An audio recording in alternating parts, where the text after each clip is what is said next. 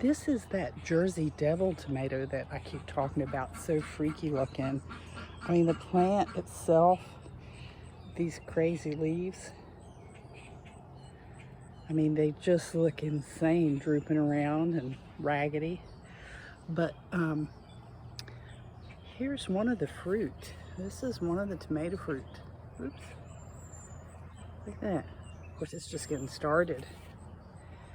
There's a few more down here. Well, there's quite a few more back in here. It's hard to see. See that? That's crazy. That's a tomato. I can't wait. And here's a few more.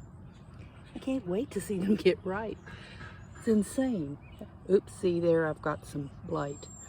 I gotta cut that out and take care of it. So, but I wanted to show you that because I keep coming out looking for them and they're the same color as the leaves to a T, and I just keep missing them. So that's the Jersey Devil.